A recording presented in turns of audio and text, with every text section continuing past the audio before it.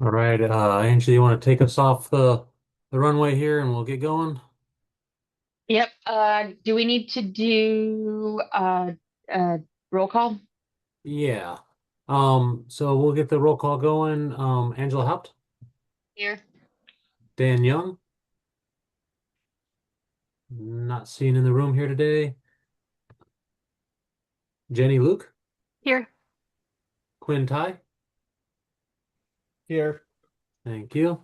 Patrick Hanks, Here. thank you. Ron Perkowitz, Here. Ken Brulette, Here. thank you. Josh Mergens, Here. thank you. Barry Kurth, Here. thank you. Justin Cravalho, let me check don't see him in the attendees there. Mariko Blessing, Here. thank you. Jonathan Jones, Present. thank you. Leah Summer, not seeing online. And Annie O'Rourke, Here. thank you. With that, we do have a quorum. Okay. Next, we'll need a Well, I think it screwed her up going around the roundabout. we'll need a motion to approve the agenda. Uh, do we want to let the folks from the public introduce if they would like? Sorry. Yeah, sorry. Out of practice. Is there anyone from the public that would like to introduce themselves? Hi, Sunita or Michael, whichever. Yes. Hi, can you hear me? My name is Yes. Yes. Okay. Hi, I'm Sunita, or Wacom Planning Commissioner, District 4 seat, and my husband Michael. And we're here to listen, learn, and to advocate for BL hemp lime construction, as we are hemp lime educators and have delivered two annual workshops. So we're here to listen, learn, and support anything hemp lime construction. Thank you. The Verdant Structural Engineers, whoever's on that one. Yes, my name is Anthony Dente. I'm principal at Verdant Structural Engineers. I was the lead engineer for a number of these building appendices that are on the agenda today, and I've also engineered many structures with them in multiple states, including Washington State. And happy to answer any questions or speak to that as it's helpful to you all. Thanks. Thank you. All right, David Eisenberg. I'm yeah, David Eisenberg. I'm with the Development Center for Appropriate Technology in Tucson, excuse me, Tucson, Arizona. And I've been involved with the development of all four of these appendices, and happy to answer any questions about any of them. Thank you. Thanks. All right, Martin Hammer. Hi, good afternoon. Yep. There we go. I'm Martin Hammer. I'm an architect in Berkeley, California, and I'm lead or co-author of all four of the appendices being considered, and have 40 years of my own private practice and experience designing and or building with all four of these building wall systems that are being considered. Okay. Ben Loescher. Yeah. Hello, everyone. My name is Ben Loescher, architect practicing and licensed in the state of Washington. We work in the contemporary application of the earthen and bio-based codes noted in the appendices that are being reviewed today, and I'm participating to encourage their adoption. All right. Okay, that looks like it's everyone. So now I believe we can move on for looking for a motion for review and approve the agenda. So moved. This is Josh Mergens. Do I have a second? I think we had Jen spoke up first and then Josh. Okay. I'm happy to be second. Okay. And Patrick, did you have some discussion on it? I saw that Dustin changed September 2nd, 2025 to the 26th but I believe the meeting was on the 2nd. Oh, I was running through a bunch of different documents, so apologies if I I thought I was incorrect on that agenda. I wanted to catch it and address it as part of this one as well. So let me just double check that we got that one accurate.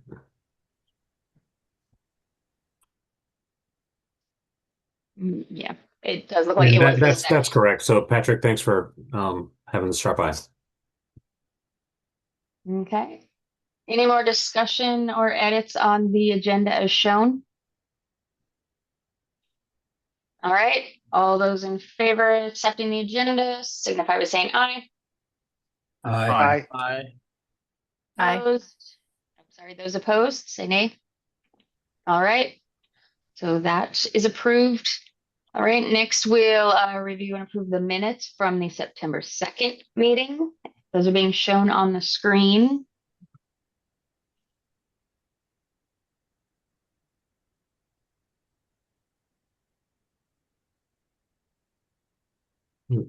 There we go. There's the end of that one.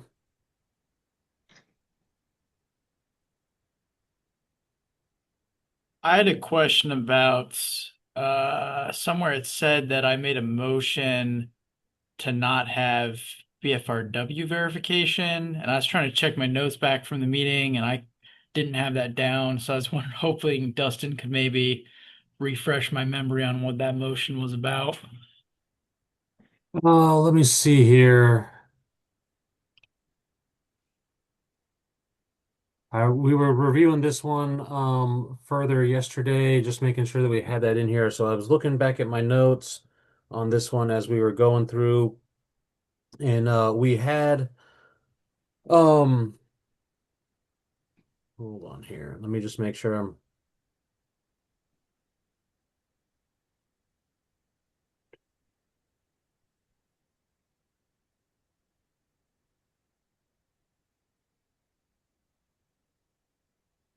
I believe it was the last one on here that we had. Oh, I think it was Eric Vandermeer's proposal. And we were going to move that up, and then we had an amendatory motion from the previous meeting. So we had approved the proposal moving up to the BFRW for just review because we had those two different versions moving all the way up to the council. And then we had an amendatory motion happen at this meeting where we were okay with the content of the proposal and didn't recommend the BFRW review as part of that one. Thank you.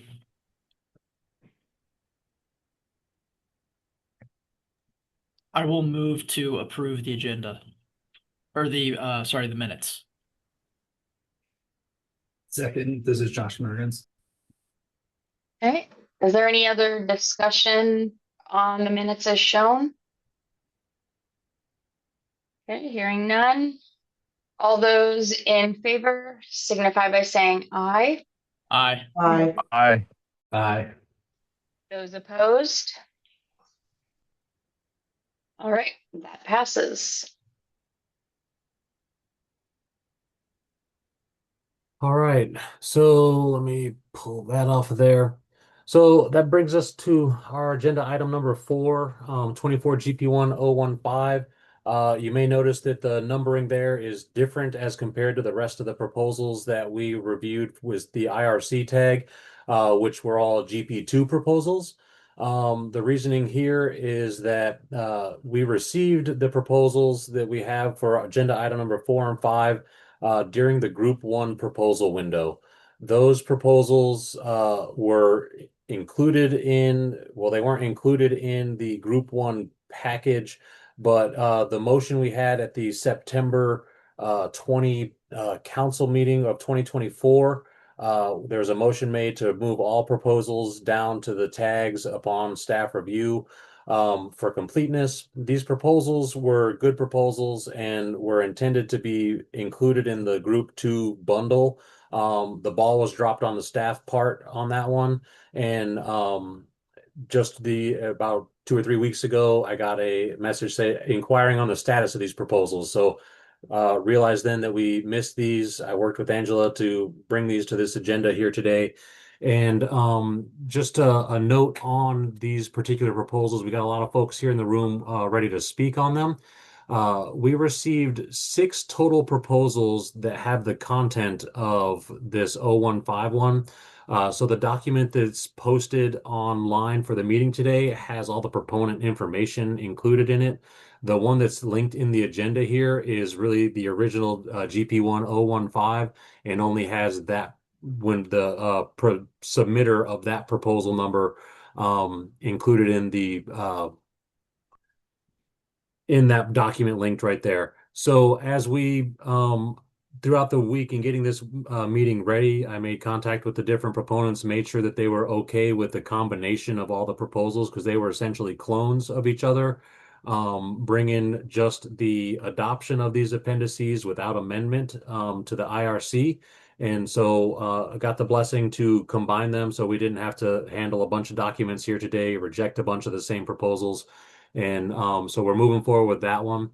And characterizing for agenda item number 5, if we were to approve GP1015 to the BFRW committee, there would be no need to have agenda item number 5 because the appendix BL hemp lime construction is included in the 0151.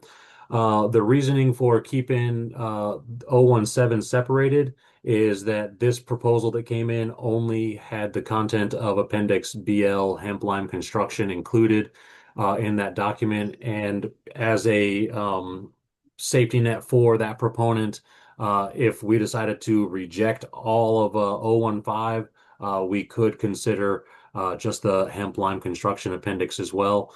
And so that's my staging for this one. And I am hopeful that we can get through this one pretty quick. And we have a lot of folks here that are willing to speak on it. And so with that, I'm going to open up the proposal document and we can get ready to chat on it. And since the proposal document itself doesn't have the content of the appendices, it just says let's adopt these appendices in whole for the state to utilize. We can look at the proposal document and then we can pop open the 2024 model code to look at those appendices as well.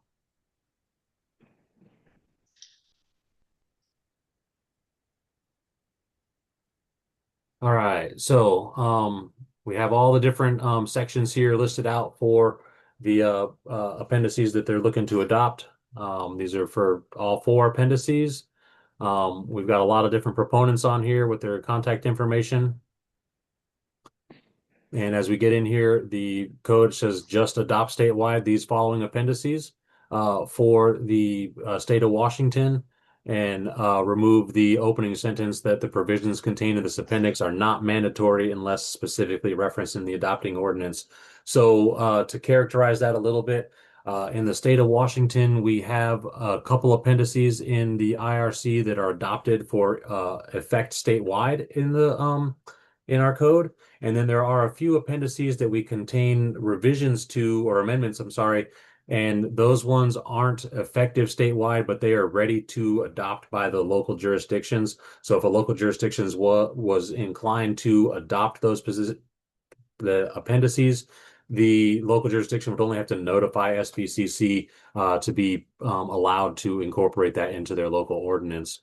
Getting down here, as far as what the content of these appendices are, these are, alternate forms of construction and are really seeking to provide just more options for builders. And I would not hesitate to speak for the proponents here, but I believe that, we're taking a look at this one as not increasing cost for construction, just providing options for folks to use these different technologies. And I guess I'll pause there if there's any questions from the group, and then we can start the dialogue.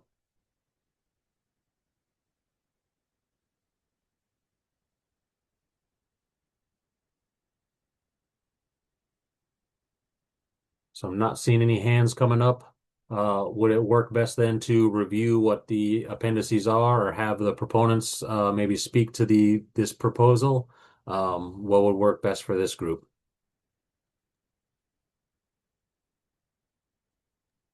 I'd be down for listening to the Oh, or Jonathan, go ahead.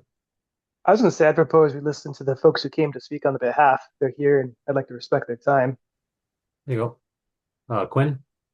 Yeah, similarly, I want to hear the purpose of them wanting to adopt these standards because I mean a lot of places already allow these type of construction. They're all usually always engineered, and when you guys were talking earlier, I was skimming through the appendices and trying to look to see some issues that I could think of, and I see several, but I want to hear what the proponents have to say first. Okay, we have a hand up, Martin. Yeah, I thought I could just speak a little bit generally to frame some of this, the content or the subject matter here.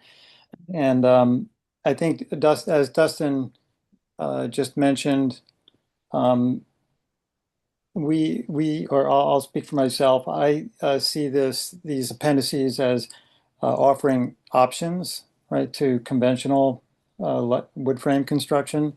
Being residing in the IRC, or presumably if they're adopted, the Washington State's state residential code, uh, they're in the one and two family dwelling and townhouses uh, a portion of the building code. So just to frame that part of it, um, and which generally is the one and two family dwelling townhouses are constructed nationwide with light wood frame construction. So this give these four appendices, all of which describe an alternative wall system. They offer an option. And similar, I think Dustin mentioned this also, that these would tend to, you can think of them as being similar cost. In some ways, maybe more expensive, a little more labor intensive. In other ways, materials less expensive. So on balance, our starting point, at least in my practice, I say start assuming that they're similar or identical costs, and that um, as wall systems residing in the residential code, everything other than the particulars of these wall systems would be built in compliance with the residential code, the IRC, or state of Washington's version of that. And that's one of the reasons that they tend to be about the same cost, because it's a wall system only. Everything else would be IRC compliant.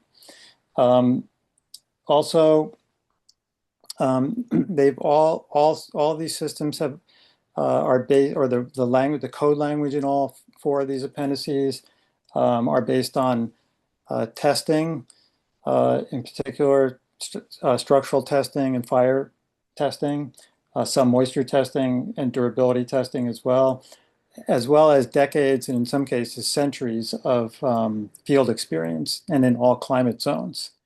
The Cobb wall system, monolithic adobe in particular, has been used for centuries worldwide. Some of the others, like straw bale, has since the late 1800s in the United States, where it originated. So a lesser historical use, and more recently hemp lime, which goes back to the 80s, which originated in France, and then migrated over to the UK and then to Canada in the maybe 15 or 20 years ago, when hemp became a legal agricultural product in the country, and then subsequently and more recently to the U.S., where hemp has been legally a legal agricultural product. I think it was 2018 became legal, right around there, maybe a year one way or the other. So the hemp lime appendix is the most recent of the four appendices in terms of their inclusion in the IRC. And the three of the four, straw bale, cob, and hemp lime, all have undergone ASTM E119 tests.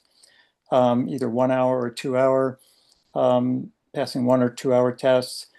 I think in what I read in the application, hemp lime, it mentions, I don't think specific, well, it's very recent. There were tests for hemp lime in summer of 2024 and then into January of 2025. And those 1 hour tests were very recently approved in the ICC co-development process in October. So it was a hemp lime 1 hour wall test for three tested assemblies was approved for the 2027 IRC. So that's something the proponent may not have been aware of. But even the light straw clay is highly known to be highly fire resistant in practice, and anecdotally or empirically, with the straw coated with clay. And both the light straw clay system and the hemp lime system mesh very well with conventional wood frame construction. They're dependent. They kind of surround the conventional wood frame wall and help protect it from fire. In terms of adoption, the straw bale appendix has been adopted statewide in California, New Mexico, Oregon, New Jersey, and most recently Minnesota. Also in Arizona counties and in Colorado, city of Denver, and several counties in Denver. Those two states don't have statewide adoption. They do it all locally. The light straw clay appendix has been adopted in New Mexico, Oregon, and New Jersey. The hemp lime appendix was first adopted, with the hemp lime appendix being the most recent one, approved for the 2024 IRC, which that's I believe that's the model code that's being, that the state of Washington is basing, or in the process of basing its next residential code. It was so the hemp lime first time appearing in the 2024 IRC was adopted first by the city of Austin, Texas, and then recently, I think it's about 4 or 5 months ago at this point, state of Minnesota. So that anyway, it's being considered like it is now in Washington for the first time in many states nationwide. And I think that's a lot I'm putting out there for everyone. I noticed that James Henderson, I think, was on one of the documents that I saw as a proponent, and I know James is really a world recognized plasterer in natural building systems, and has worked with straw bale and some or maybe even all of these appendices that are being considered here today, and that James has a lot of experience with them in the state, and I think in many different. There are many climate zones in the state of Washington, so I think throughout the state, both the more the rainier climates and the drier climates in the state. Just looking at my notes here, I think that's all I have to say for the moment. That's a lot, but I wanted to just lay the groundwork for some of what people might already be wondering about. Maybe answer questions ahead of time. I'm certainly available to answer other questions that people might have. And there's a few other people here who can, Anthony and David in particular, who can speak and maybe fill in some gaps that I might have missed. Thank you. Thank you, Martin. Anthony. Hello, can you hear me? Yes, sir. Great. And thank you for whoever updated my name on here. Anthony Dente, again, principal and owner at Verdant Structural Engineers. And I was, as I mentioned, the lead engineer on a few of these, and I've contributed to all of them and over the years. And they are robust, like conservative documents that have a lot of guardrails as the IRC does, limiting use for a pre-engineered code. And so there are many, avenues where you are kicked out and are required to have an engineered design to complete various forms. And, each of them are independent on what that is. But I just wanted to share that. Martin mentioned the testing that these are based on. I could go down the list of the universities that contributed to that, including the University of Washington. Martin also shared the list of other states that have adopted these various appendices, but that can be a slightly misleading a piece of information, only because as a practitioner, a lot of our time is volunteered to this work because we see the promise of these materials. And, I do engineer with these materials and make a living from doing that. But, it comes from a place of finding the value in them, that we work in the IRC, a pre-engineered code that technically doesn't need engineers. But in doing this volunteer side work on this, we have realized how difficult it is to appeal for state adoption of these codes. It's actually a lot more difficult than actually getting them vetted and approved from the ICC. And yeah, I know you all know Washington quite well, but every state's got a unique way of going about it, unique schedule, unique offices and different compartments. So I just wanted to share that it's not necessarily, it's just more based on the funding and the time and the resources we've had to date to make these efforts on these various materials. And someone mentioned that these are being approved in certain jurisdictions, and I'm sure that is true. And I've worked on like IBC 10411 alternative submissions in Washington State specifically for these materials, and had success and great collaboration with building departments. But what these codes offer is a conservative and unified approach approved by the ICC for approaching these in every case. And so now with every submission, rather than being a one-off alternative submission as 10411 requires, there's a governing document that the greater community, including the ICC, and then you all would agree, is the way to go about approving these projects. And having this allows there is even though jurisdictions are open to alternative submissions on these, there is a fear amongst the construction community of alternative material submissions.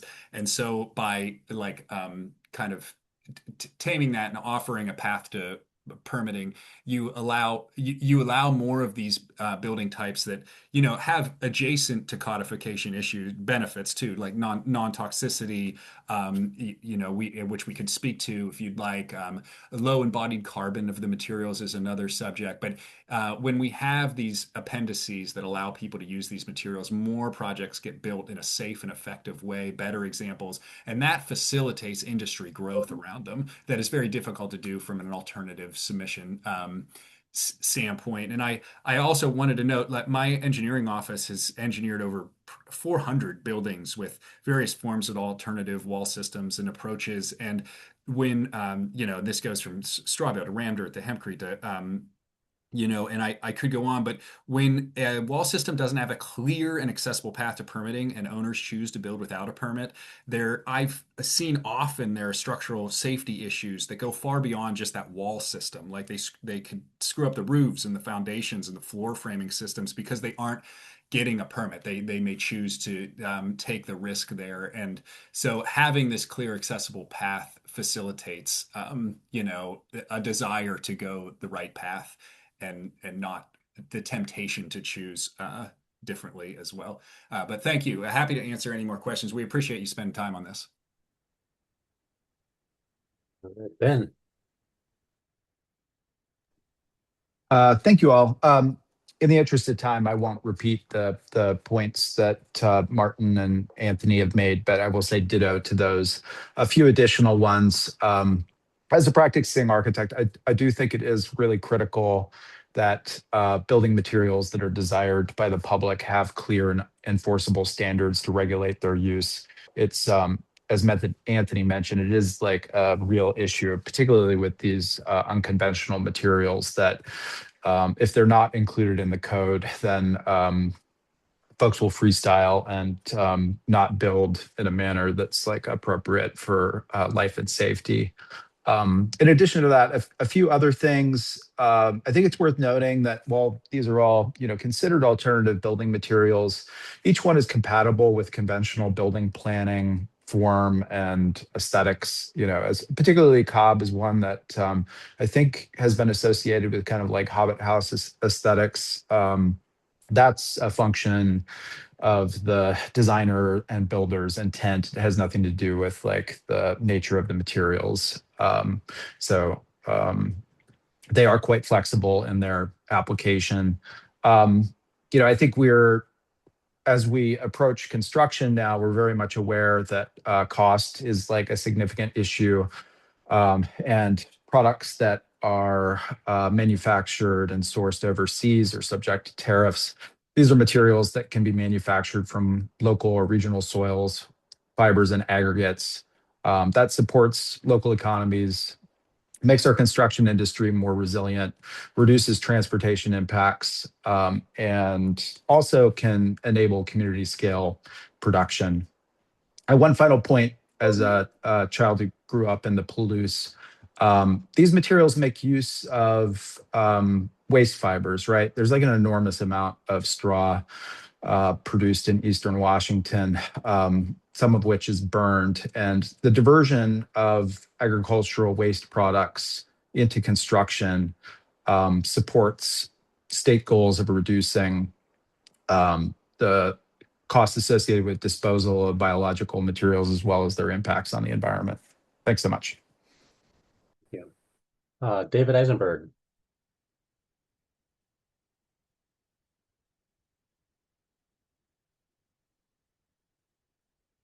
David, if you're talking with us, you're still on mute. Sorry about that. No worries. You can hear me now? Yes, sir. Okay. So I obviously echo all the things that have already been said. I want to add a couple of things. One, the value of including these for statewide adoption is has really shown up in places like California, where although they may exist as appendices as voluntary, a lot of building departments, if they don't know that they're available for statewide, they force applicants to go through the alternative materials and methods provisions, which is a burden not just on the applicants, but also on the building department. Whereas where they're part of the statewide code, they can just be used with no additional burdens or requirements. Another really, I think, valuable thing about all of these appendices is that they have really well-developed code commentary in the commentary version of the IRC. And that offers a lot more guidance beyond just the strict code language and how to interpret the code and what things are or may additional things may be acceptable or of concern, where things may need to be understood as part or dependent on other conditions or other things. So the commentary is really valuable. It's very well developed for all four of these appendices. And the other really interesting thing that's happened over the last few years with a recognition of embodied carbon, of fire vulnerability, etc., is that these are materials, all of these wall systems are more beneficial, safer, etc., than conventional wood frame construction from climate, from an energy standpoint, from a material standpoint, local economic standpoint, etc. And they're all well developed and well vetted. And we've also had the benefit all along of some world-class building science expertise in developing all of these appendices and paying attention to the moisture durability, thermal performance, uh, the whole set of issues around um, limiting air or managing air movement through the wall systems, making sure they have adequate drying capacity, etc. So we know that we've developed these to be used in all the climates, and we've limited them and tied them to the other requirements in the rest of the IRC. So we're confident that um, they're limited where they need to be limited. That's true for seismic as well, and that they can be used safely and well with good guidance that benefits code officials as well as the code users, whoever they are. Thanks. All right. Thank you, guys. So there's no more proponent hands up. Is there a discussion from the tag? Quinn. Okay, yeah, thanks everybody. I mean, I love these. I actually reviewed and approved it. One of these, I think, was a Cobb style construction when I was at Pierce County. So, like I said, these are allowed. I'm okay with them, and I actually want to see more of them. My only concern, and I have two questions first for Anthony. I read through each one of these appendices, and they're all based on seismic. So, is the assumption that these type of constructions, seismic governs over wind? Go ahead, Anthony. No, can you hear me? Yeah, Yeah, I didn't know if you had to click a button. The wind or seismic can govern depending on the condition, the area, the location, depending on your west correct. Yeah, Washington or eastern Washington. Probably going to have a big effect on that. Like Cobb is a monolithic adobe, which is essentially a lower strength concrete material, whereas the others, that it varies from high mass to lower mass, a high weight to lower weight materials here. So Cobb is most like very commonly governed by seismic because of that higher mass quality of it. And whereas different forms of probably straw only construction in BJ would got be the it. Okay, lightest system, or could be the lightest systems. There's all kinds of ways to make these systems heavier and lighter, even within each material. But they each have unique ways in which they are safely addressing lateral loads, including the option of going to other conventional materials to resist those loads. And it is very common for Simpson strong walls or hardy frames to be used on these projects, and not following those avenues in the code because it's just simpler given the desire of the client or assembly mechanism or. got it. Thanks, Anthony. So yeah, so my only concern there is that those appendices only talks about seismic and they don't even mention anything about wind. Second question I have, and this one's for Jonathan probably, is in all of those appendices, they reference the ASTM for energy ratings and stuff. Is that going to be in conflict with our state energy code? Because it doesn't refer to the state energy code, it goes to a different standard. Right. So that's another concern I had. There's several others where I feel like it needs to be cleaned up because keep in mind that these appendices are written at a nationwide. So I think we need to. I wonder if this is something that the proponents can modify, take back to their, office and just revise it to be more appropriate for Washington State. Because they're, like I said, going through it really quickly, I did notice a few discrepancies for Washington. But again, I don't really have anything against it. It just needs to be cleaned up. Can you still hear me? Yeah, go Yes. ahead, Anthony. With respect, every single one of the appendices addresses wind loading in a table that will be very close to the tables that address the wall lengths for seismic. And you might have just missed those because they're so closely located, and it might have seemed like another seismic table. And from our knowledge, these do address all the loading conditions. Barring my, I'm just I'm just the structural engineer here. So the specific energy code needs, I know sometimes in other states those apply to IBC design, not IRC design. So I will need someone else to clarify that. But from a structural standpoint, I believe all demands and requirements and needs of Washington State are met in these appendices, but I would love to hear other examples if you have them of places. Okay. And I would love to work with you to fix them too. I just don't know of any come to mind right now. Alrighty, Micah. Thanks, Chair. Thanks all.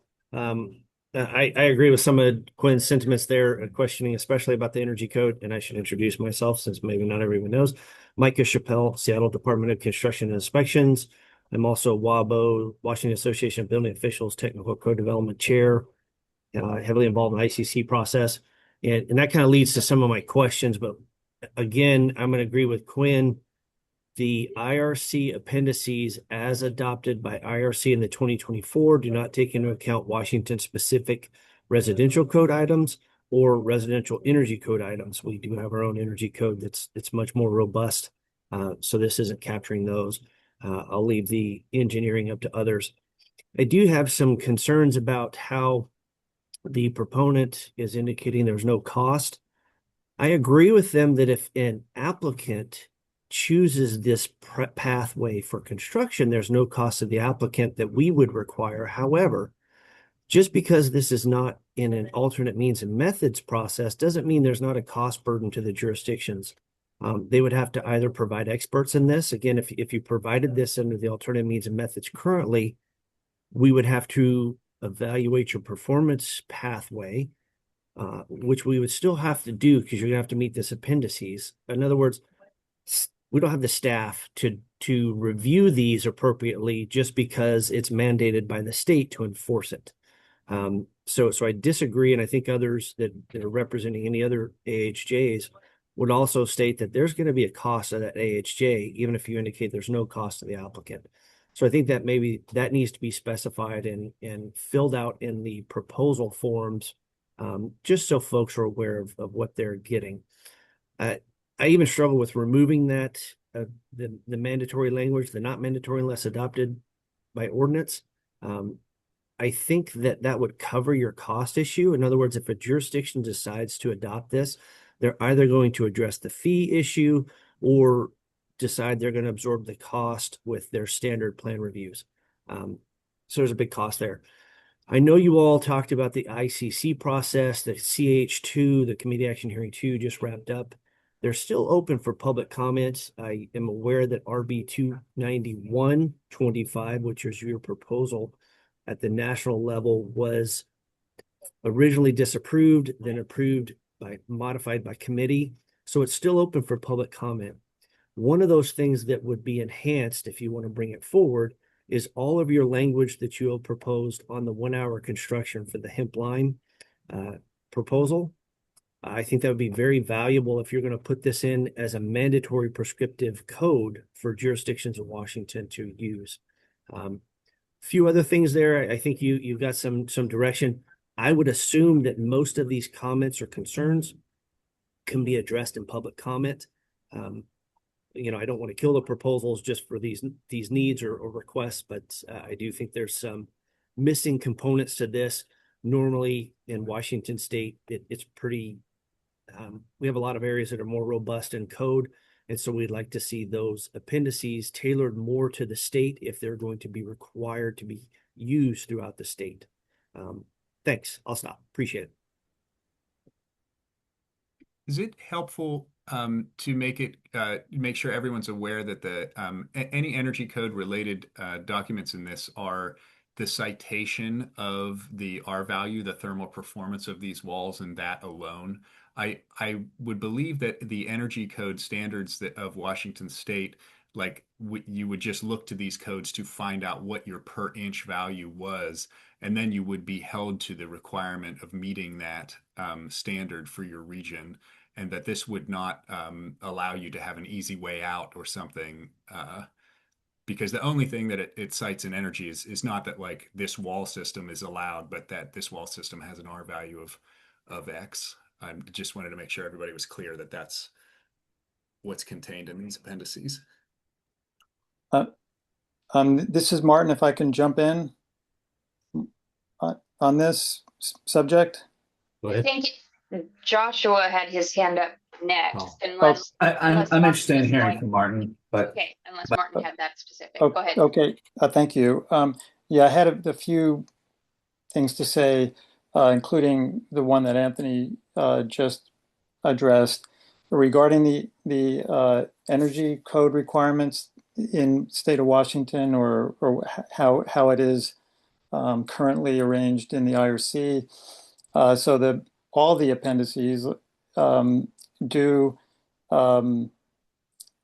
within the model code, they refer to or relate to the energy conservation code or chapter in the IRC that is borrowed from the International Energy Conservation Code.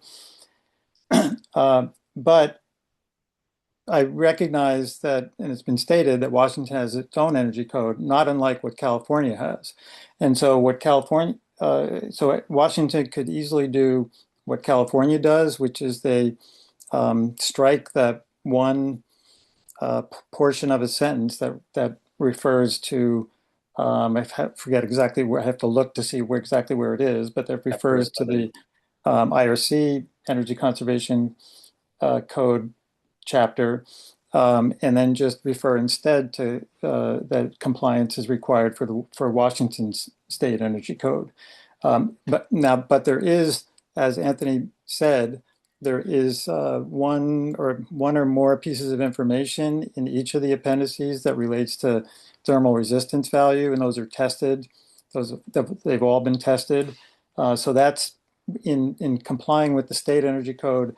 That's the one piece of each appendix that would still be relevant. So that's what I'll say about that subject. And over to the regarding wind, as Anthony mentioned too, but I just want to reinforce this, that there is prescriptive lateral design in at least two of the appendices. I'm trying to think of this now, at least straw bale and cob, and not unlike what the prescriptive lateral design in the IRC. But each of those appendices have their own tables, and there's a table for seismic lateral, and there's a table for wind. So for example, in appendix BJ for straw bale, it's table BJ 10613 parentheses 2, which is based on wind speed. So if you're doing prescriptive lateral design, you just go to those in whichever governs, whether it's seismic or wind, you have the larger length of braced wall panels required. Or if it goes outside the scope limits of the prescriptive lateral, then it's an engineer design, and in that case, of course, the engineer will look at both wind and seismic and determine which one governs. Then I forget who mentioned this, but it's true. I mentioned it earlier about the three ASTM 119 tests that were recently conducted for hemp lime and were approved in Cleveland at the committee action hearings. So there is one more step in this code cycle, which is the public comment hearing in October. In April, and so most likely we expect that to just go through on a kind of a combined vote with other proposals that have been approved. But given that those wall assemblies won't be available in the IRC until the 2027, if you all choose to approve these appendices for statewide use in Washington, I agree with, again, sorry, I forget who brought it up, but with what was said a few minutes ago, to find a way to include those hemp lime wall assemblies as fire rated wall assemblies in your next or your residential code there in Washington. And the last thing is, it was mentioned about plan checks possibly being requiring more resources or time for building officials if they are plan checking or maybe inspecting a project with one of these wall systems. I do think initially there could be there's a bit of a learning curve for a building official that's never plan checked or inspected a project with these wall systems. Some of that can be dealt with by requiring a special inspection. That could be on a local basis if they want to do that. Or there's again a little bit of a learning curve, maybe the first time around. But what we found is that once it's done, and another project comes through that office, through that building department, that the next one's a lot easier. So just want to acknowledge that, but I don't think it's an enormous burden. And then I think, well, maybe the last thing I'll just tack on to this. I designed a project in Tulare County, California, several years ago, and I remember very clearly. As I mentioned earlier, the straw bale appendix BJ is adopted statewide in California, but this particular building official had never plan checked a straw bale building, or I don't think they had one built in that county to date. And when I showed him the appendix and that it was statewide, I just remember very clearly him expressing his appreciation that that appendix was there for him to use. It's just and trusting that it was vetted through the ICC code development process, and that certainly he was happy that he had that to use to guide him in plan checking and inspecting these buildings, as opposed to starting from scratch or going through the alternative materials and methods section. So I'll end with that. Josh. Yeah, I just wanted to touch on a few things that's been talked about, and putting this through the lens of I own a small structural engineering firm and have been practicing for a while. And again, just prefacing that as that's the lens which I look through projects. I have less to contribute from like the plans examiner side. But I did want to bring up in terms of the structural, based on what I see that there are wind loadings in here. I see that there are provisions for seismic. And my understanding is there's nothing in here that's stating that these appendices would replace any of the requirements throughout the IRC or somehow supersede the IRC. In fact, there's insufficient information within the appendices to design without using the remainder of the IRC. So based on my review, at least at this time, I don't see any significant structural concerns. I've been involved in at least two of these project types. It was quite a few years ago that I was doing these, and we were going through the alternative means and methods process. And I can tell you what we have here is significantly more formalized than what ended up coming out of the alternative means and methods process from before. It was a large expense for the client to go through that. In fact, it actually, on one of them, ended up killing the project because they lost too much money going through that process, and they ended up going with a conventional home instead, even though they had put in the time, money, and effort to make it happen. I definitely think having these appendices would improve the quality of those products or of those kinds of projects when they come up. Just having some kind of mutual standard. That doesn't mean a local jurisdiction can adopt additional standards or have additional scrutiny. I think there is still some open-endedness in some areas of it, but overall a very positive step forward to ensuring life safety. I would also mention with the energy code, and some folks who are a little more experienced in technical world of what links a code, but to me, I'm not seeing anything that separates this from the requirement of the energy code. The energy code is adopted at WAC level. I don't think somebody can say because they're using a appendice which has R values and no other information for energy code that they wouldn't be subject to the Washington State Energy Code. I know there may be references to energy sections in the IRC, and that should probably get cleaned up. but the sections of the IRC about energy are already removed and amended with the Washington State Energy Code, from my understanding. Emphasize from my understanding, because I don't do the energy code often. I'm a structural guy, but just wanted to echo a lot of what Anthony, Martin, and others have shared, and generally support moving this forward as an improvement in our industry when we're doing these alternative constructions. Thank you.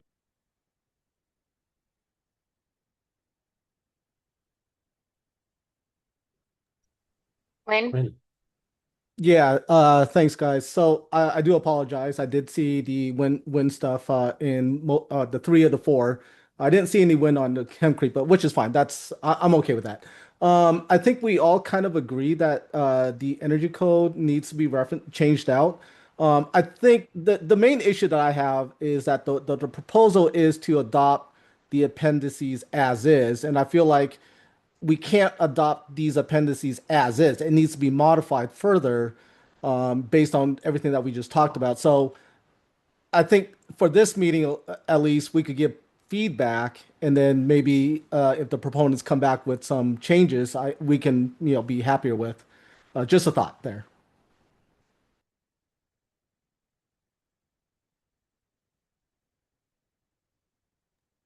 Jonathan? Yeah, I'm gonna let Patrick go first. I'm gonna jump in on the energy code question, but I want to make sure it's fully all the questions have been asked, so I can just solve everybody's issues with one round of conversation. So jump on in, Patrick. What you got?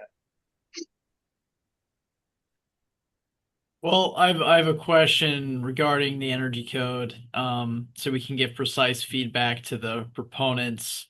If Quinn or anyone else has anything specific they've seen in these appendices that would cause issues with the energy code, or anything specific in the energy code that doesn't mesh well with these appendices, I think that would be helpful instead of just generally saying, you guys need to go back and double check and make sure everything's fine. Yeah, so Patrick, for a specific example that I'm looking at is on BI 104.2 for thermal resistance. It specifically leads you to table BI 103.2.3, which is in ASTM E2392. So this could potentially be a conflict. That's the only concern I have, is that there might be a conflict, and that's why I was asking Jonathan earlier if it's a potential conflict. So it's B104.2. Yeah, right there. So you see how it says it references table BI 103.2.3, which is located in ASTM E2392. So it's just one example. Yeah. Quinn, this is Martin. If I could jump in quickly on that particular issue, the reference to in that section, it's on the screen now for BI 103.2.3. If you go, that table is in the appendix. N1102.13 is not. I'll come back. I want to come back to that, but the table it gives thermal resistance relative to density. So there we are. So there's the R value. You can see it on the far column on the right, and you can see how it's tied to density, which is the column far left. So the R value varies with density. So that stays in the appendix. It would stay it is in the appendix, IRC appendix, and it would stay in the Washington version. But so I don't think, to me, that's not an issue. I think that's, that you need that information. But if you can scroll down again to that section that was first mentioned. Yeah, there we go. 104.1. So here, this is what would need to be changed, where it references section N1102 well, some of these maybe not. There's a definition of mass wall, but okay. Well, it says shall meet the last part for sure, where it says shall meet the R value requirements for wood frame walls in table N1102.1.3. That's in the IRC. That you're going to have some other requirement in the state of Washington's energy code. I could share with you, not right now, but as follow-up, I could share with you what state of California did, where they changed the sections that where you have this conflict between what energy code in the IRC versus the state energy code. And it's a pretty simple change, at least what California did, but it might help you all resolve this for Washington. Patrick, did you have something before I talk? Well, I think that's helpful. I think generally I'm trying to scroll through the appendices and the energy code. It looks like the appendices say how to get the R value or the thermal resistance, which you can then use to go through the energy code. The question I have is, from what I'm looking at, I don't think any of these different system types would by themselves meet our R value requirements, particularly for the upcoming 2024 code. So is it how if somebody was using these system types, could they include other insulation on top of that to hit those requirements? How would that work? I think with the wood frame one, that would be probably easiest to understand, but I'm curious with the other types. Yeah, Patrick, this is Martin again. Simple answer to your question is yes. You can add other insulation types to augment what the wall system provides if needed to meet a requirement, larger requirement. Although I'll say that some of these wall systems, the one way that the thermal resistance value can be increased is by increasing the wall thickness. That's done pretty commonly with hemp lime walls, for example, in very cold climates. Like we were talking earlier about it being approved for the state of Minnesota, which is a very cold climate, and of course Washington is relative to elevation has some cold climates as well. So anyway, that's some. So either wall thickness can achieve that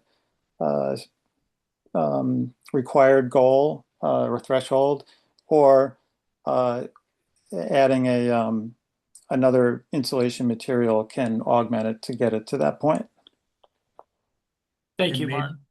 Maybe it's helpful to share, Patrick. Martin made it sound like an add-on that you could increase the wall width, but a lot of these wall systems, just in their traditional use, are wider than wood-framed wall practices are. Just like the very nature that the wall thicknesses that they would start with, maybe 12 inches versus 6 inches.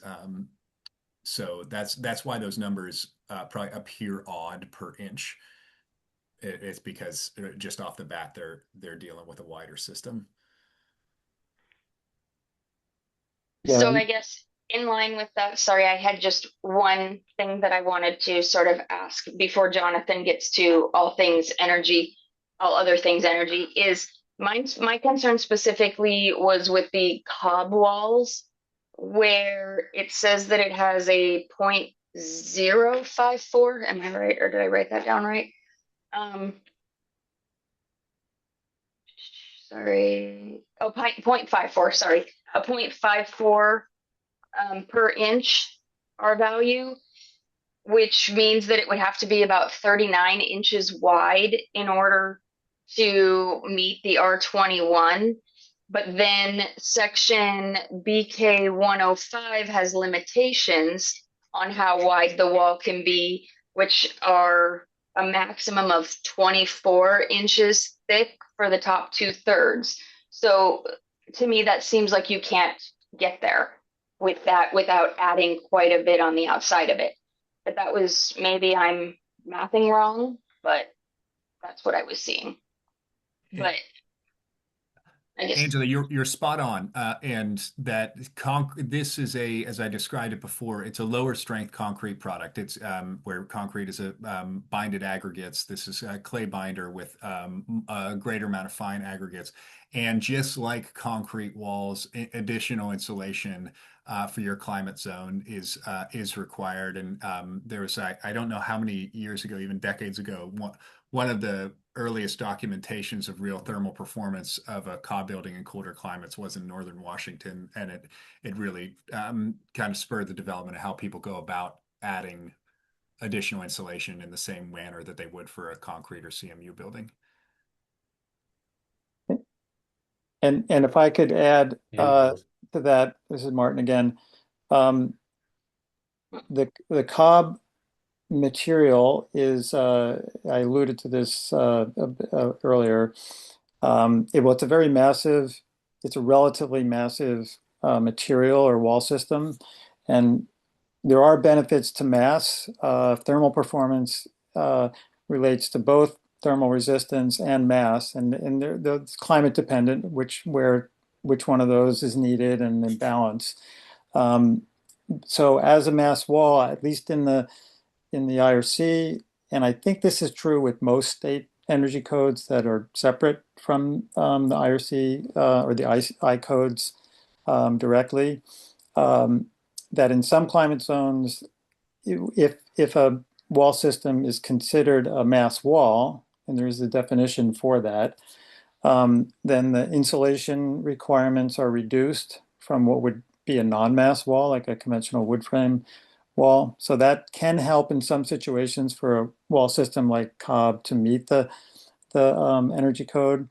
In very cold climates, it's harder to achieve, although Anthony mentioned how one might be able to do that by supplementing it. But also, we like, or I like that cob is being allowed or offered as a alternative wall system, because some of these systems could be used in combination with each other in a building. So a building might not have all straw bale walls or not have all cob walls. It might have a mix of them. And to be able to use these different systems and play to their advantage, including their thermal advantage, where you want a high mass wall for like thermal storage, for example. Maybe it's not even an exterior wall, it's an interior wall, it's like a tram wall, or for mass storage. Then you have that option to use these systems where they use them to their strengths and where they work best. I just wanted to sort of add that in the mix in evaluating all of these. Okay, and I see Micah and David in the attendees have their hands up, but I'm gonna let Jonathan speak to some of the energy codes, and then I'll get to you, and Micah, you'll be next. All right, where to start? Let's start with in our code in 2021 and the 2024 that's in the current process of adoption. R402.2.5 specifically speaks to mass wall calculations specific to these products and other products. It does mention adobe, compressed earth, ramped earth, and mass timber, solid log type walls. And the other option is anything having like 6 BTUs per square foot of degree in Fahrenheit differences. So there are ways of calculating a mass wall in this code to get through it. And U values are the dominant factor of this code cycle.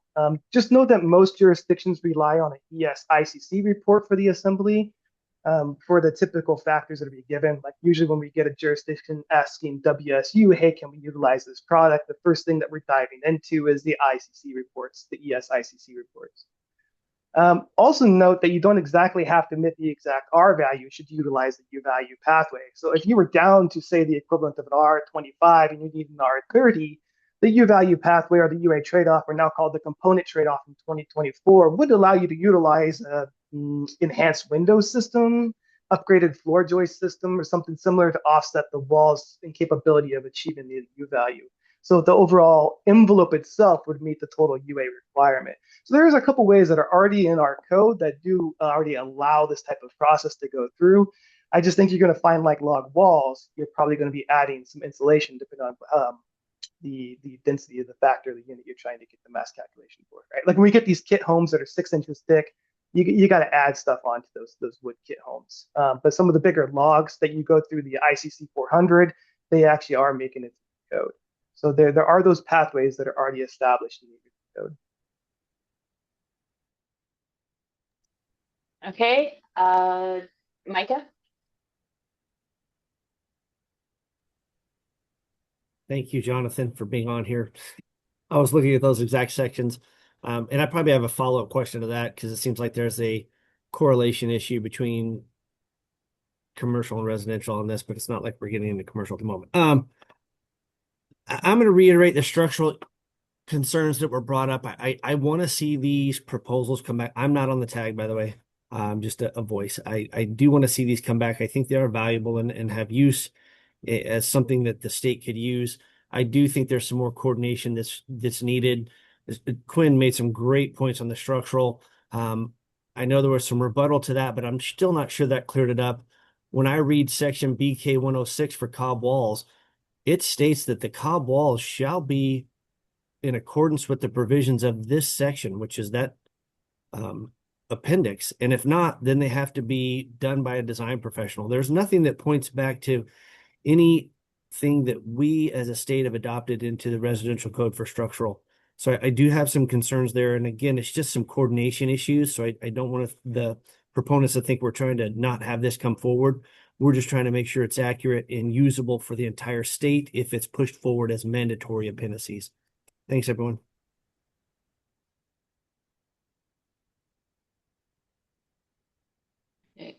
Sorry, David.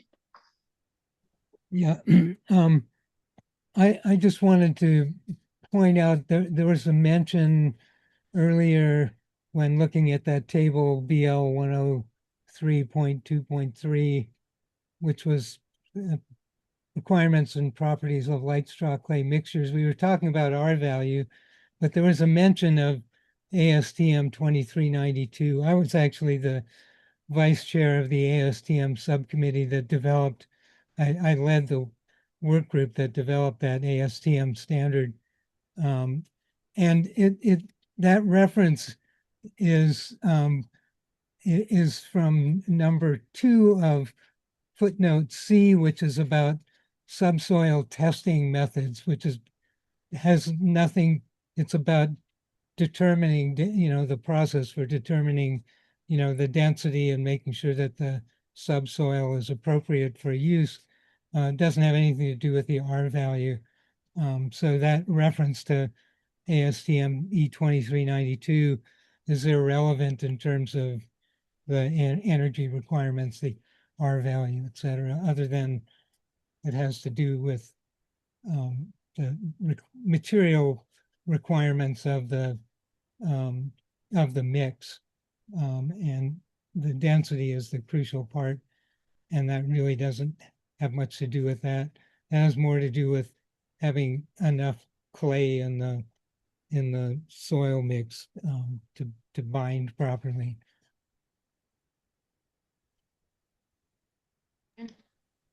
Quinn? Yeah, thanks. I got one last question here. Sorry about that. Sticking with BK cob walls. And this question is for David.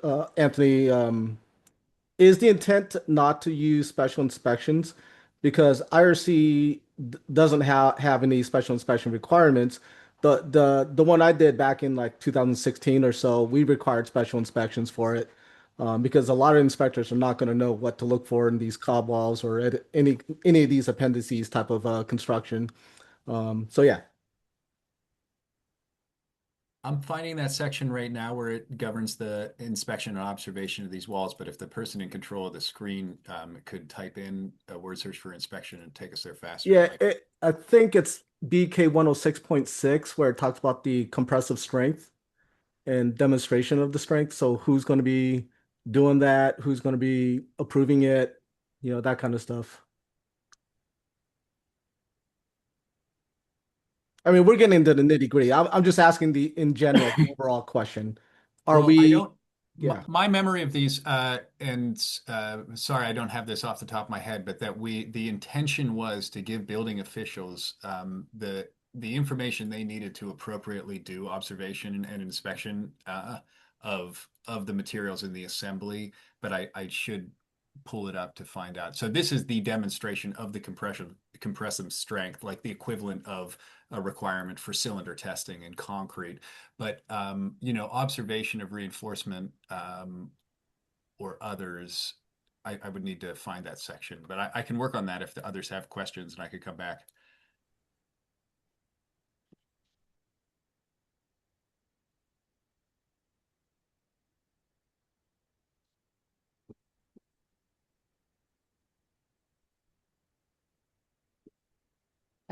Joshua?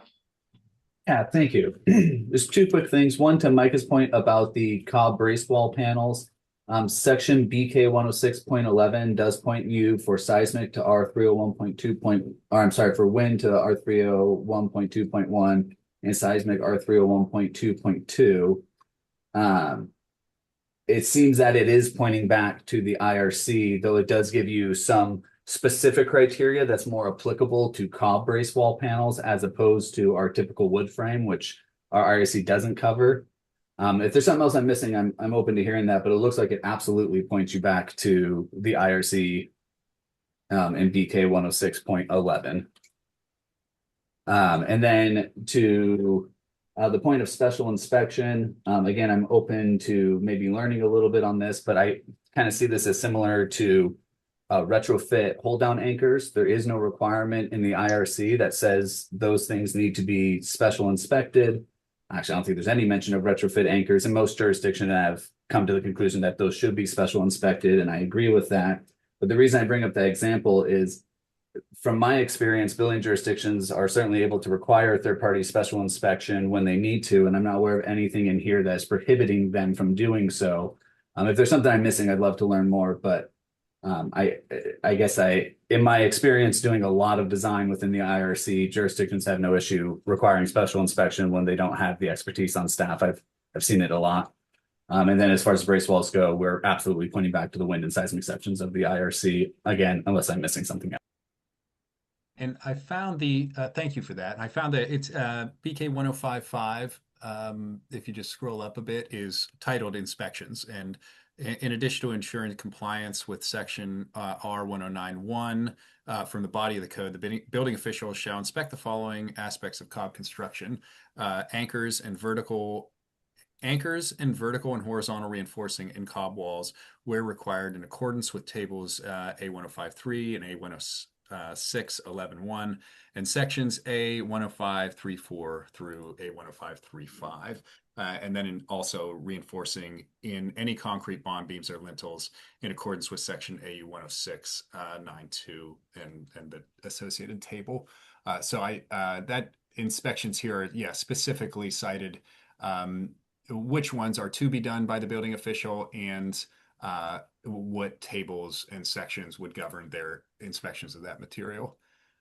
And I do think I would agree with the last speaker that this section, we are to say that cob walls are governed by this, but then when you get to like how to design the foundation, it kicks you to the body of the code in that section, and it's cited there.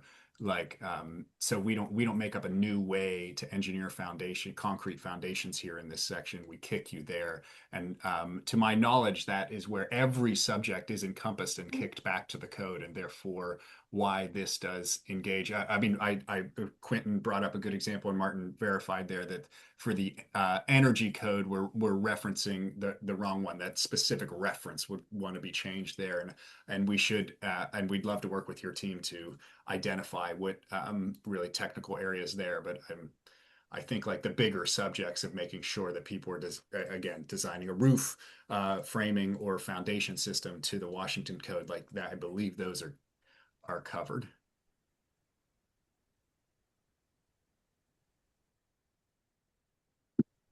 And this is Martin, if I can jump in quickly. Angela, is that okay? Yeah, I was about to call on you. Okay, thank you. Yeah, I'll just to the special inspection issue. To me, it would be that would be up to the local building official. If they don't feel comfortable inspecting certain aspects of any one of these systems, they can certainly require that. I've done. I'm just thinking my own experience, at least one special inspection for straw bale buildings in Sonoma County, where they didn't feel comfortable checking the moisture content of the of the straw bales in place. And I think there might have been some other details. So the owner just hired me as an approved special inspector, and I did that and made a report. So that's always an option for a local building official or building department. And then in addition, Anthony just mentioned the inspections. There's a section on inspections where we're looking at it for cob. There's a similar one for straw bale where, of course, all the normal inspections need to be conducted that are required by the building code. But then where there is something that's necessary that's outside those limits, there is a section in each, well, I know in at least these two, the cob and straw bale, where other inspections are required. So that's dealt with apart from any special inspection that a building official feels is warranted.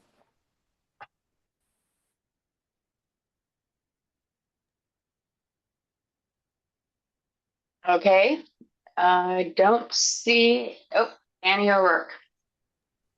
Are any of these 4 types of construction allowed with engineering in seismic design category E?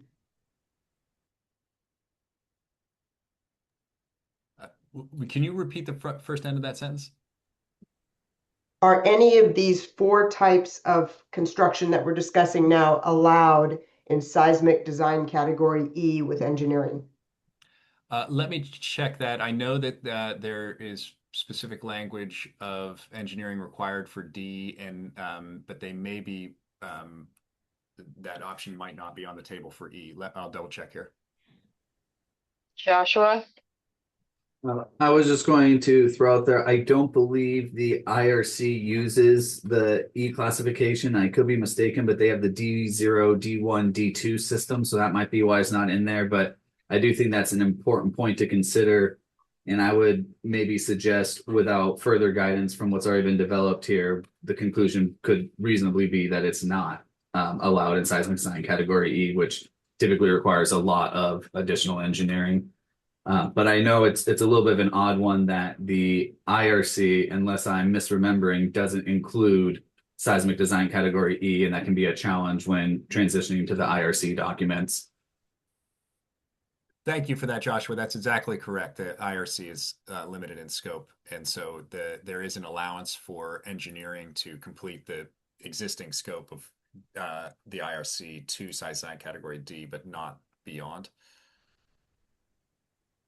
Although I will say I did just look at it, and to my surprise, I do see actually an E in the 2024 IRC. I'm not sure how new that is, but I'm going to have to retract my previous statement that they do in fact have seismic design category E in addition to the D0, D1, D2. So apologize for any confusion, folks. Yeah, it is new to the 24. We had a lengthy discussion in one of our IRC tag meetings about it.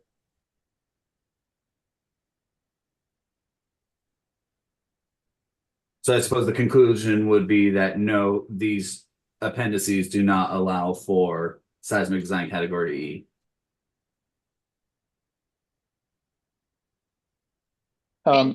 This is Martin again, if I can. Anthony, this is really in your arena more than mine, but I mean, I'd say at the moment, probably the safe thing to say or the conservative thing to say would be to exclude seismic design category E, which for those of you who don't know, is generally relates to near source, close to a known fault. And in both Anthony and I practice in the Bay Area, San Francisco Bay Area, so we're very familiar with seismic design. And Anthony, I'm wondering, has your firm designed any buildings with any of these wall systems that's in a seismic design category E? Well, that's a complicated subject, and the answer is yes, we definitely have. But because conventional resisting systems can be coupled with these wall systems. A lot of the things we're talking about are actually just insulation. And so but I am almost certain that size design category E is not mentioned in this document here or any of these. And so that's why I'm having a hard time finding that it's easier to find something that is said rather than something that's not said. So I'm word searching that right now, but I'm pretty sure it is not in the scope of these because at the time of their drafting, it wasn't in the scope of the IRC as well. And because we didn't need to take that step, allowing for engineered involvement to D, and you cover so much area already that keeping these out of E is a smart idea from a prescriptive IRC level. And we are working with universities actively in code development, our TMS Adobe committee development in TMS for 402 and things, working on strength-based IBC style codes for these materials. We are putting in the good work on that, like peer review process, FEMA P695 and everything, but it's not there yet. So I would recommend not having a prescriptive code for size design category E, and I'm pretty sure it's not in here, but I want to just cross those T's and dot those I's for you. Yeah, I'm going to just jump in quickly. Anthony, the Martin again, yeah, I agree. Prescriptive shouldn't be allowed with category E, but my own opinion is that I don't see why an engineered design couldn't be done more than safely for category E if it's done properly. So, but in a way, it's a minor point, but I just want to say that a capable engineered design can design with almost any material if it's done right in category E. I have one project right now that's in category E, so I'm familiar enough with that situation. But it's reasonable that an alternative material submission could be required for that zone. And that you and the local jurisdiction could agree with your assessment that the engineering design put forth would meet that compliant, be Yeah. compliant for that. Oh, fair enough. Okay, Ken? At the beginning of the presentation, it was brought up that all of these appendix sections had been adopted in California. Just want to make sure that that's the statement that you're still sticking with, because I don't see the light straw clay construction one that has been adopted by the state of California. Yeah, that's not a true statement. Straw is mandated for statewide use, and adjacent tiny homes appendix, which Martin was a co-author on, it was and we've been making some edits on recently at the hearings, is mandated for statewide use. And someone earlier also commented that they weren't in that removing that not required unless adopted by the local jurisdiction language, like by not, that's actually everything we're talking about right now. Like these, as far as I'm aware, that your system is the same as other states in that these are technically published in the code. They're just not mandated for statewide use. And so all of these codes we're referring to here are published in the CBC. They just have that heading associated with them, except for straw. And we actually, I could get into the why on the state of California. We've been on a multi-year, in fact, we're working very closely with branches of the governor's office right now, and others. It's a complex process of, it does seem like you all have a more simpler system here of, torchbearers at different avenues. And it's been difficult to have kind of an open dialogue similar to what we're having here about these approved appendices in California, and we've gotten the runaround a lot. I'll add to that. This is Ben Mosher. Yeah, the fundamental issue in California is that the Department of Housing and Community Development that adopts the California Residential Code based on the IRC, their stated policy is that they will not adopt an appendix without a legislative mandate. So there's no opportunity until that happens to have these evaluated or adopted based on merit in California. Okay. Micah? Thanks, Chair. I just wanted to go back to Annie's comment on the seismic design category. And this is kept being mentioned prescriptive for light straw clay and hemp lime. There is not a prescriptive path for seismic D. Those required engineered design, and that's based on the scoping language of each of those sections. So I want to make sure that folks are aware that this isn't prescriptive across the board outside of E. This may be prescriptive for seismic A and B for the light straw, and then prescriptive for A, B, and C for light straw, and A and B for hemp lime. And then you have to go to a designed, registered design professional for anything in D. So thanks, just not prescriptive across the board. I want to make that clear.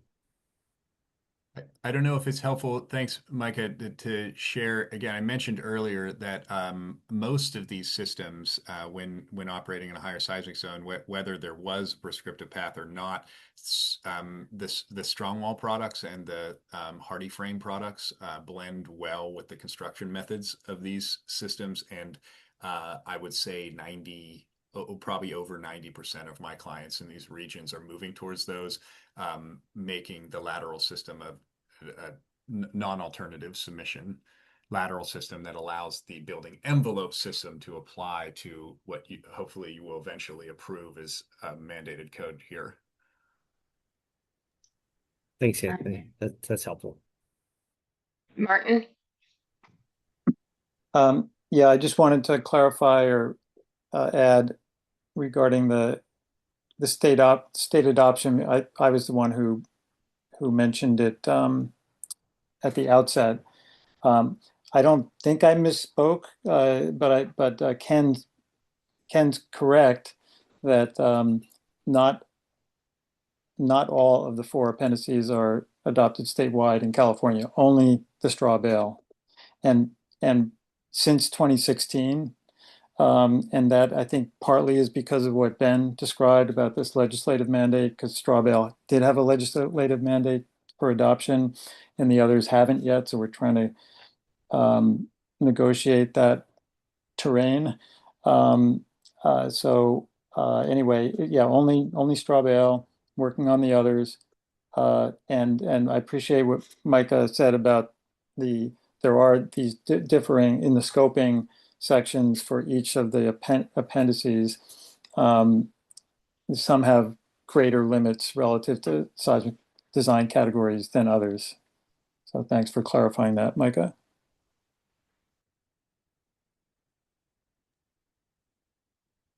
Okay. Oh, Annie? Sorry to keep this discussion going, but I'm going to step back a little bit more and look kind of at a 30,000 foot view. So fundamentally, these proposals want to bring this alternate material into, in essence, the body of the code under the heading of an appendix. So we have, according to our 102.5 appendices, which will need to be modified regardless of which direction we go with our decisions here. We can not do anything with this. We could make them all part of the code. In other words, there'd be an exception in 102.5, exception number 2, where we would add these 4 appendices. Or we could add appendix BK and BL, so the cob and the hemp line, to those that we allow be adopted by jurisdiction, which I am more in favor of simply because, you know, I reside in a seismic design category E. I've worked for the building department here locally and in the past, and it's going to be just to have these materials, these systems allowed in a seismic design category E county is going to be a big lift for our small jurisdictions. But having them available for jurisdictions that want to venture into these realms sounds great to me. So I guess, in the end, we are going to need to have section R 102.5 appendices modified to reflect our decisions here. That didn't appear in the code proposals today. Annie, if I may, I don't think I still have not I got distracted by those other comments, but I don't believe that these appendices permit even open the door for seismic design by an engineered professional in size 9 category E. And therefore, even if there was statewide mandated use of these appendices, any jurisdiction that had size 9 category E sections, their use of these materials actually wouldn't change from the status that it is right now.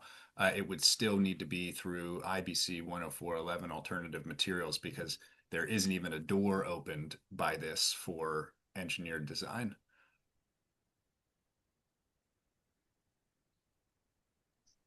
Quinn? Yeah, Anthony actually answered that one. This would be for seismic design category E, would be an IBC type of structure. So, I mean, it would allow it, kind of like what Martin was saying. It just won't be an IRC type of structure at that point. Unfortunately, though, if it's an IBC structure, there's other provisions that might kick in. I do have a question for Dustin, though, because I know that we're trying to rush everything to get this through, and like everyone kind of agreed on that it just needs to be revamped a little bit. Could this, with a little bit more time, could this be like a mid-cycle type of amendment that we could do? No? It would have to fit into emergency rule at that point Got it. for Okay. legislative. Because I do feel like this is a good proposal. I just think that it just needs to be tweaked a little bit. Because we faced a similar issue trying to get the existing building provisions appendix at the national level, and we had to tweak it because a lot of people had said the same thing. Because the problem with appendices is that they don't get updated that often compared to the chapters themselves, and so that's probably why we're having this big discussion right now. So we just need to update the appendix to reflect Washington State. If I might, Chair, I think that there's definitely room that we could massage this a little bit further and bring it back to a future meeting. That being said, if there's willingness to come back for another meeting, I know we are at the end of our code cycle. When I said staff dropped the ball, it was me who dropped the ball on this one, bringing this forward at the beginning of the IRC process. With the actions made at the last council meeting, we've got 3 months to get our CR 102s processed and developed, ready to file. So there is some time between now and then that we could have some extra meetings, and there's room to bring this into the rulemaking documents. But I don't think that we have a ton of time to meet for months and months on end. Ideally, we're maybe bringing this back to one, maybe two more meetings, and then we would be at a point where we need to make a decision to deny or approve these. There was some comment earlier that some of the massaging could occur through the public comment process. But my worry there is that if we do that, that the changes might be considered a significant change that changes regulatory effect on these appendices. And so anything that we want to bring forward, I would encourage us to have something that we're confident isn't going to need major changes after public comment considerations. I'd open up to the tag to potentially offer up a chance for the proponents to make some revisions, come back maybe in 1 to 2 weeks to discuss further and make a final recommendation on, and then we would be looking to kind of close the door on the considerations on these appendices. Josh? I really like that idea. I think that makes a lot of sense. So we can get something potentially pushed through that doesn't have some of the correlation issues that were brought up. For the proponents' sake, I would suggest maybe we use the last bit of this meeting to make sure we are identifying the specific areas that there's concern of. The only one that I think I heard group consensus on was with regard to referencing that chapter 11. And of course, we don't adopt chapter 11 of the IRC. So we would want to reference the Washington State Energy Code instead. Outside of that one, and that just kind of basic correlation throughout, were there other conclusions we had as a group that would need to be addressed for this? I did Quinn? find that it does state it's used for size design category, at least in the COB appendix. I didn't check all of them, but used for size design category A, B, and C, and you need elsewhere you need an approved engineer design. So it isn't specific in that. And since I think it would be worth, since we're making a few edits, that we just added in D and D not or whatever, and explicitly uh, leave out E. Okay, Quinn? Yeah, the other thing, Joshua, that I would at least like to see, and I brought this up earlier, is that special inspections. I know the IBC has a provision in Chapter 1, I believe, that says the building, or 17 actually, can ask for special inspections, but IRC does not even get you there. So at least have something in the IRC, or at least in the appendices, to give that authority to the building official to ask for special inspections if they feel like it's needed. Having some kind of language, because right now, like, we get that feedback a lot. I wouldn't say feedback; it's more pushback. That when we ask for special inspections, that a lot of people are like, "Why IRC doesn't require it?" So it's one of those things where I think it's better safe to add something like that in there. And the sheet that's on the section that's on the screen right now, in what, in addition to this, are you Well, recommending this is some? only for Cobb, so we're talking like all four of them. When I'm talking special inspection, I'm talking in general for Got all it. four. Thank you. Joshua? I was going to say, Quinn, I think that makes sense to include something that does allow the jurisdiction.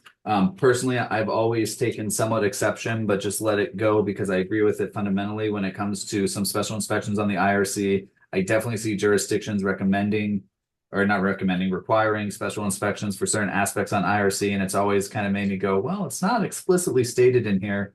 So first, I want to say, thank you for being somebody in code enforcement who's acknowledging that gap, because I have yet to have anyone acknowledge it. So I appreciate that.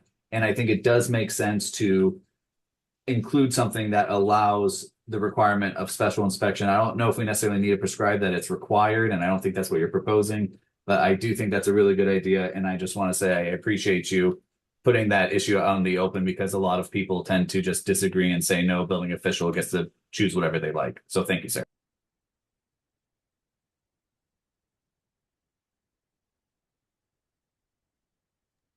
Patrick? I'm trying to remember what we decided on. Did we go through the entire IRC and change all references to Chapter 11 to the Energy Code, or did we just decide that because in the initial scope and administration we say that the Energy Code is regulated by that WAC, that we didn't need to go in and change all those references? I could probably answer that one. We tried to go through it all when we worked on with the ICC when they printed the code for us. We tried to go through it all. Any reference to Chapter 11 or IECC, we tried to change it to Washington State Energy Code. But it doesn't mean that we might have missed a couple. Yeah.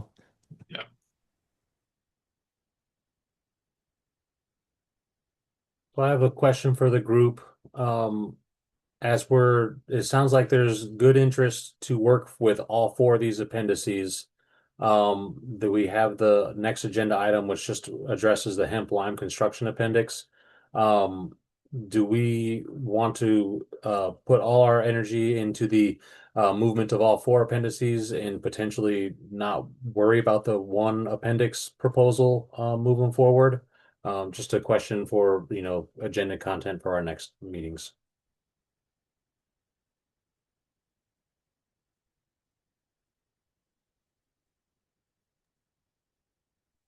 I think that can get pushed to future meetings if we're, correct me if I'm wrong, but there's nothing else in that proposal except the exclusion of the other three. It's the same language throughout. Is that my understanding?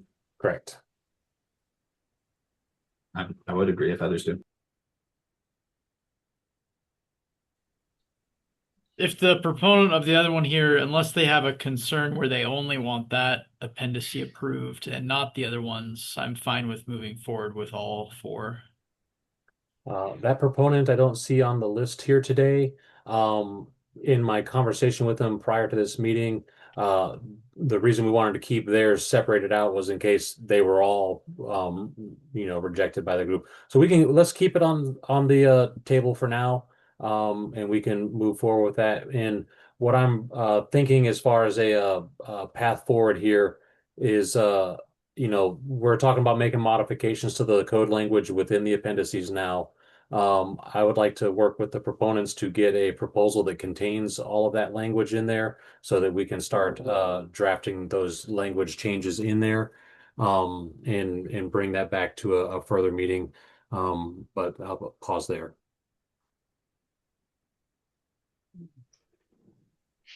I'm sorry, I was just gonna quick say for the proponents, if you're looking for language for the special inspections, the 21 Washington State IRC in Appendix AE for manufactured housing has a section AE 109 for special inspections that basically gives jurisdictions the authority to request those.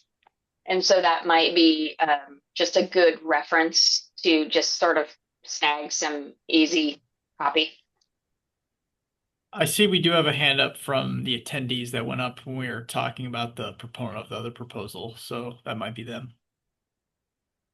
That's USHBA.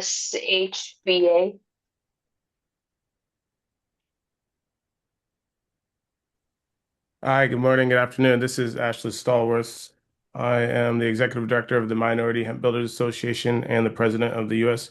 Hemp Building Association, but most of all, a fellow Indigenous Washingtonian. I do think that if the board thinks that it would be more robust to roll both considerations for recommendation in for the sake of time and thoroughness, I can understand that. The one thing I would like to point out for the Appendix BL Hemp Lime 2024 IRC is that this provision of its use case for hemp lime is strictly as a non-structural wall infill material in residential construction. It does not modify structural requirements. Rather, it provides a standardized compliance pathway to support consistent permitting and enforcement across jurisdictions for our state, for our fellow citizens in Washington. I do want to share some reasons for that is because it simplifies the wall assembly, right? In the time of tariffs, like much the other gentleman Ben had shared in there, it reduces costs by combining three spec sections into one, right? No more drywall, no more insulation, no more interior wall siding. And this in tune also reduces the labor cost. So on the energy efficiency side that I heard that was mentioned to meet the new WAC requirement, this building method does hit the requirement for the CI requirement, the continuous insulation layer call out, by having the installation as a mass wall assembly as a method, going from the interior stud work to the exterior while encapsulating the formwork all up. So it really is really sound in that. And there's a lot of alignment with public policy and the goals, all the way from ESDS to buy clean, buy fair, and a couple other areas when it comes to the energy code.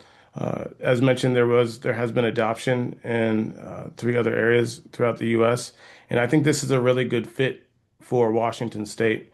I wanted to try to keep this as simple as possible, understanding that there are other biogenic materials within the state, but this one right here, we have a program that's sponsored all the way to this to the Washington Department of Agriculture that has push from the Department of Ecology that also has some semblance to the Department of Enterprise Services of aligning to be able to create with better materials, regional materials right here in Washington. So I wanted to bring that to the floor.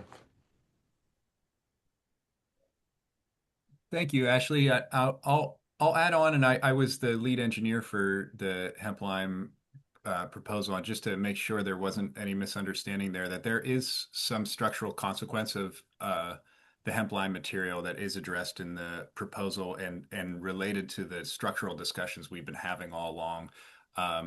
Primarily that the proposal prohibits the use of plywood exterior on the wall, and that is why this is one of the systems that really lends to code compliant strong wall or a hardy frame brace system. But I agree with everything Ashley just shared about its appropriateness. It's a very, very similar material to light straw clay in its use in a wall system, where both are insulations wrapped around a wood frame that have complications for the addition of plywood, which is the primary lateral system for most wood frame buildings in the United States. And so that's what opens the door for other code compliant and safe lateral resisting solutions. But they're very similar there, and same with the full bale straw solutions as well, that are a lot of these are quite aligned, which yes, but from a structural standpoint, it makes sense to me why they're all being viewed at the same time. And I would like to once again thank you all for acknowledging our submittals, right, and expediting this tag meeting for consideration, after, our recent inquiry was made and trying to figure out what the status was. So I appreciate everybody having the agility to make moves on this.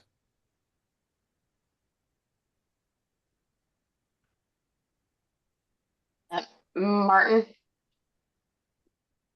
Yeah, I'll echo what Ashley just said. Thank you all for doing this, holding this meeting.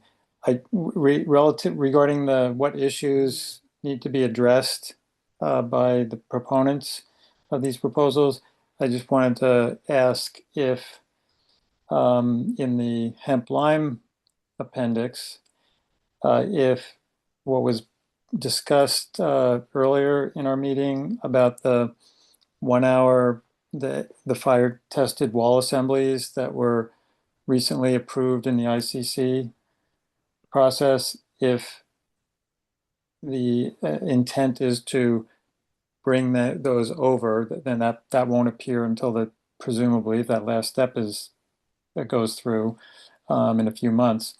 That won't be available in the IRC until 2027, but it's effectively approved. I thought I heard one of the tag members suggest that bringing that over now into the Washington version. Is that correct? Micah? He said tag members. I'm not a tag member, No, Angela. I'm just kidding. it was not a tag member that brought it up. It was Micah. It's always Micah, it seems like. Yeah, I that was just my question, is I know there's some, if you're talking about a prescriptive package or path mostly for the entire state, I think it's important to capture those 1 hour assembly design requirements. I think there's 3 significant sections you all put together and got through the committee, both committee action hearings in some way, shape, or form, that would be important to this prescriptive path. Again, right now it's open. And I think if you didn't have those prescriptive guidelines, that you'd be back again having to do more design professional work, and then not have as clear a guidance or consistent guidance for code officials on that. So I think that is an important thing. And again, I think if the tag decides to move these forward, you could bring that in as a public comment. I think you could also bring in some cost data. Again, that's missing. We're going from jurisdictions deciding to do this to it being forced across the state. And if you're not aware, as I mentioned before, in the state of Washington, cities and jurisdictions are the only ones required to enforce the code. The State Building Code Council is not required to enforce it. So this will have cost to those jurisdictions. Thank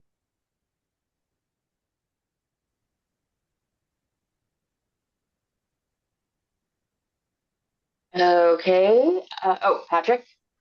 Yeah, the last question I want to bring up for the tag is, I think the proposal said that they were looking to not make this mandatory statewide, but just leave it up for local adoption. But how do we feel about making it a statewide appendix? My concern is that a lot of jurisdictions will just choose to not adopt it because it'll be something new and require some work.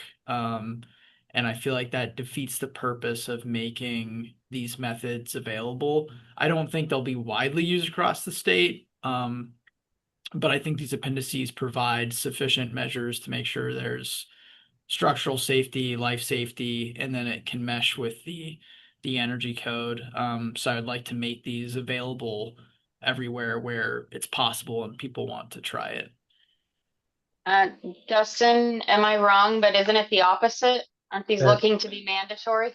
that's correct. They're looking to Yeah. strike that not specifically adopted sentence from the beginning of these appendices. Okay, never mind then. David? I just sorry, excuse me. I just wanted to be clear.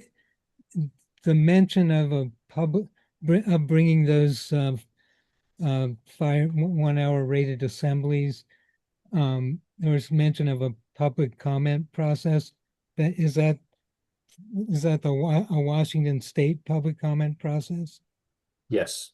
Okay. So Yeah. when we do our rules, we're doing our part right now to really develop our proposed rules. When we get these polished up as much as we can get them, we will file them for public comment. So we have a window where we take written testimony, and then at the end of that window, we have hearings on both sides of the state where people can come and give oral testimony. And then after we go through that public comment period, the council responds to the comments and makes changes to the code language. The issue is that changes made at that stage are not supposed to change any regulatory effect. So in the past, there have been changes that do change regulatory effect, but we haven't received the comments on them that kind of challenge that. So, but my goal as the managing director is to get these to the final line with as little change as possible in that final process. So after a public hearing comes up, the council meets one more time to deliberate and respond to comments, make small changes, mostly editorial is the spirit of what's supposed to happen. And then the final language is filed for dissemination. And after that process, SBCC works with ICC to publish print codes and the online codes. So is it possible to, could it be possible to introduce those assemblies in this next few weeks in this Yes. process? Yeah, that's what I was going to suggest was I would suggest including those with the revisions that you're going to make. Then not the council, this committee, this tag has the opportunity to cross them out if we feel they're not appropriate or whatever, but at least having them there now gives us the opportunity to evaluate them with the whole proposal. That's great. And thank you for, well, the whole process. It's I'll say, having gone through the attempt to do this similar process in the state of California twice over many years, I have a great appreciation for the straightforwardness of your process versus California's. And so that's great. I really appreciate that information. Okay. So I guess the plan would be for right now, I'm gonna put together some proposal update to send out to the proponents that will have all the changes we kind of talked about as just the base proposal. We're gonna have the code language in there. I'll show the strikeouts, and then I'm also going to work with Krista to get the correct references for the Washington Energy Code into those sections, and then get those disseminated out to you guys. And if in the meantime, before you get those, get the ideas for the updates to this other comments that we've heard today, kind of primed to insert in there, then we can be ready to come back. And I would propose 2 weeks from now to come back. Let me just make sure I'm not stepping on any other things I have already on the calendar, though.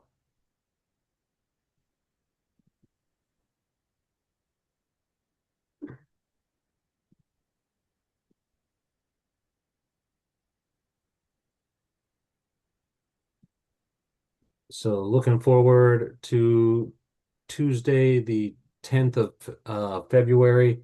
My afternoon is open at the moment in there. And so if it works for everybody else, we can pull that date as well to come back. Tuesday, the 10th of February, same time? That would be what I'm going to propose, but I'm going to send out a message to folks and make sure everybody's got that on their calendar or has availability at that time. Dan, real quick.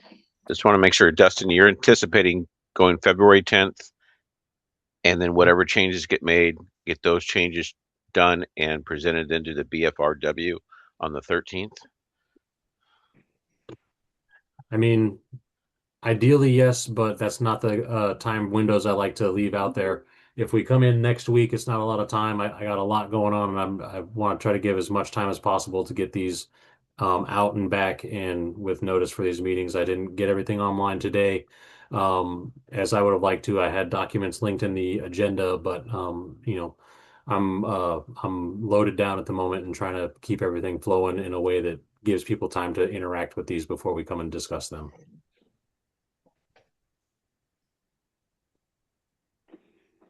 Okay, well, I'd say we shoot for that. And okay, we're a little over time, Mariko.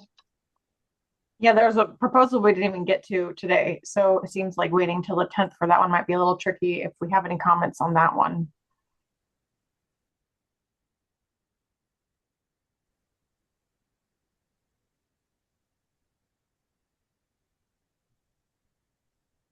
I think she's talking about the modular. Yeah. Yeah. You know, I sent out some messages while we were talking because I didn't anticipate we were going to get to that proposal. They're on board to come back at a meeting to discuss further. I guess my question would be, do we anticipate needing modifications to that proposal? And if so, I'd be willing to take in some comments back from this group and forward them on, or we could have another meeting next week. I'm just trying to reduce my exposure to meetings at the moment. Trying to get the rest of the codes drafted and ready for our CR 102 filing dates that we passed last Friday. Oh, Micah? I'll just ask a question. This proposal, the modular modules and modular components proposal, says it's to correlate with IBC 3117, but that's not part of the 2024. Did they put in a proposal to adopt or early adopt 3117, and this is not correlating with the previous proposal from this cycle? no, but Todd, if you will. Yeah, real quick, other way around, Micah. If Chair and Dustin, if you want to post the email I sent you with the CAH2 definition changes, that's to my knowledge the only changes that are happening. So at the 2027 level. So if people want to process that, that's fine. We can talk about it next time. I'd love to talk about it, Todd. We can catch up. I was looking at some of the body as well as modified to the committee action 2 edits. So just okay. I appreciate Give me a call it. because I might not be aware of them and we can maybe prepare everyone for it. Cool. Thanks. I'll talk to Thank you you later, Todd. And before to close it all out, we'll need a motion to table the agenda till our next meeting. This is Josh Morgan, so moved. Seconded. Any discussion? All right. All those in favor signify by saying aye. Aye. Okay, bye. Those opposed? All right, that carries. Thank you, everyone, for making time, and we will see you in, I guess, 2 weeks. Thank you. Thanks, everybody. Thanks. Okay, thanks, everyone.